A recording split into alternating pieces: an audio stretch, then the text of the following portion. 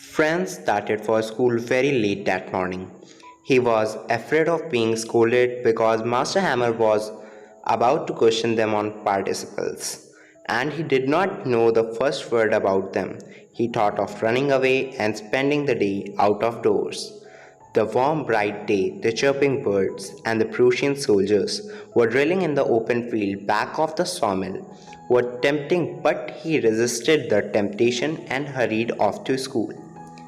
There was a crowd in front of bulletin board near the town hall. Watcher, the blacksmith asked Franz not to go so fast. He assured the boy that he would get to his school in plenty of time. Usually, there was a great bustle when the school began, but that day everything was as quiet as Sunday morning. Through the window, Franz saw his classmates already in their places and Master Hamel walking up and down with his terrible iron ruler in his arms.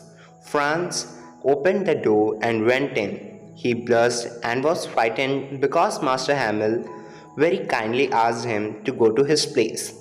Franz noticed that their teacher had put on his beautiful green coat, his frilled shirt, and the little black silk cap, all embroidered. He wore these only on special days.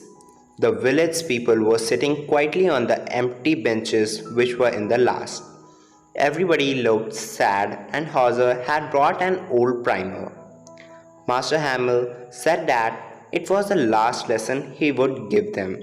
Only German was to be taught in their schools of Alsace and Lorraine. The new master would come the next day. This was their last lesson of French. He wanted them to be very attentive. Franz felt sorry that he had not learned his lessons properly. The idea of that Master Hamel was going away made the narrator forget all about his ruler and how cranky he was. Now Franz understood why Master Hamel had put on his fine clothes and why the old man of the village was sitting there. They had came to thank the master for his 40 years of faithful service and to show their respect for the country that was theirs no more. Master Hamel asked Franz to recite, but he stood there silent. The teacher did not scold him. He confessed that his parents and he, the teacher, were at fault. Then he talked of the French language in the world, the clearest, the most logical. He asked them to guard it among them and never forget it. Their language was the key to their prison. Then they had lesson in grammar and writing. The pigeons cooed very low on the roof. Franz thought if they would make even the pigeons sing in the German all the while. Master Hammer was sitting motionless in his chair and gazing at one thing or the other. His sister was packing their trunks in the room above as they had to leave country next day. After writing, they had a lesson in history, and then the babies chanted their ba baby bo boo. Even old Hauser was crying. All at once the church. The clock struck 12 and the midday prayers.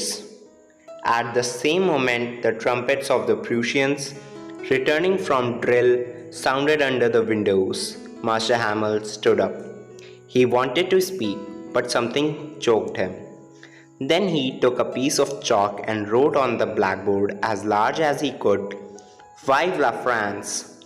After this he stopped and leaned his head against the wall. Without a word, he made a gesture with his hand to indicate that the school was dismissed and they might go.